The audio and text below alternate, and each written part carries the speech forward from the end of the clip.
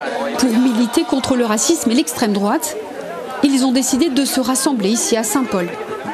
Et parmi leurs porte-voix, des députés de gauche. On voit de plus en plus les idées de l'extrême droite prendre de l'ampleur, être véhiculées par certains médias mainstream. Et je crois qu'il faut qu'on soit très vigilant face à cela. Le programme du Rassemblement national, il est extrêmement mauvais pour nous à La Réunion.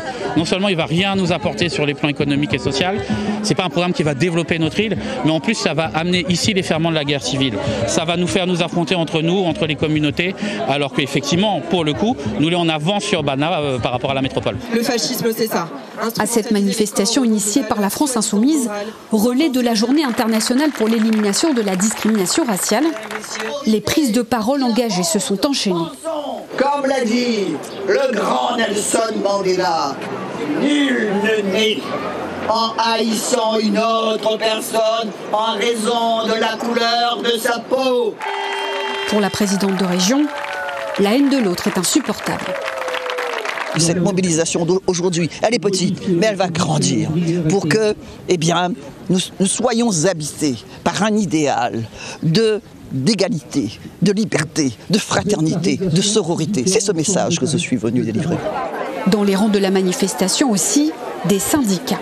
Le racisme, malheureusement, il infuse dans tous les endroits de la société, y compris les lieux de travail.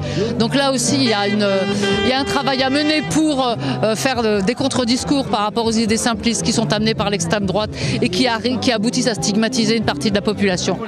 Et au milieu de ces militants de gauche, les électeurs de demain. Je suis encore ado, mais j'ai déjà hâte de voter. Et c'est un sujet qui m'intéresse. Et voilà, et je pense à mon avenir, on va dire. Aujourd'hui, au-delà de cette manifestation, ces militants ont un autre objectif, la présidentielle de 2027. Une élection où tous comptent bien faire barrage à Marine Le Pen et au Rassemblement national, qui compte déjà un député réunionnais sur ses bancs.